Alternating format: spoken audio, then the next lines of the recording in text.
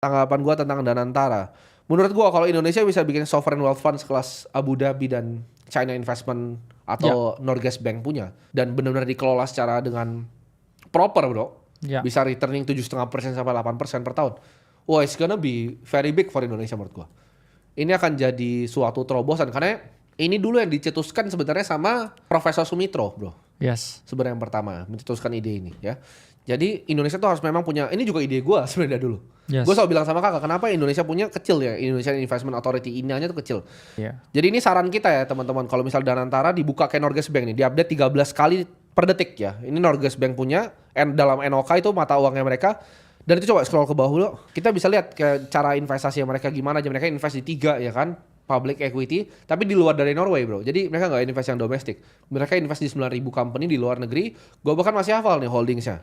Holdings paling besarnya masih di Apple, Nvidia, Microsoft, Tesla, ya. Dan gue harap Indonesia kalau misalnya ini liquid, bukan yang aset kayak Temasek Holding ya. Kalau misalnya ini kayak yang GIC, saran gue untuk Danantara adalah di spread ya di luar negeri, ya, di public equity ya, majority di public equity.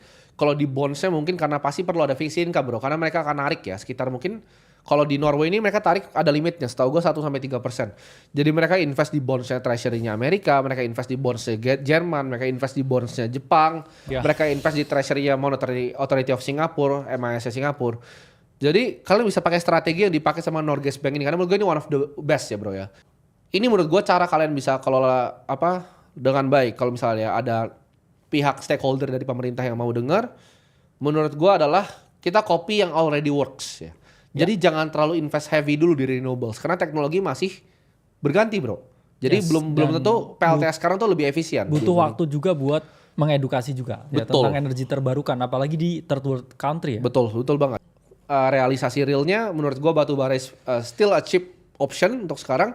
Renewable mungkin nanti transisi 5 tahun lagi, tapi ya 0,1% dari fund aja. Jadi jangan besar-besar di renewable menurut gua. Ya, Opini pribadi nih. Tapi saran gue gitu, sebar di company public equity luar, cari dari US, China, sebar di India, Jerman juga, SIP dan lain-lain yang besar. 70% di public equity, 20% cari tadi di 4 bonds di 4 negara besar. Dan ya mungkin ada sedikit gold investment, ada real estate juga. Cari yang distressed asset investment. Dan kalau mau ada credit financing yang unik, cari yang alternatif investment yang seperti dilakukan Apollo Management. Itu canggih sekali, dia cari private creditnya. Itu bisa dicontek juga, mungkin ya sekitar 5-6%. Dan ya sisanya alternatif investment boleh, yang tadi di renewable energy juga boleh. ya. Tapi mostly menurut gue stick di public equity investment tapi yang di luar. Nah ini buat saran buat Danantara, bro. Kalau mau dibikinin portfolionya boleh. Aduh, damn.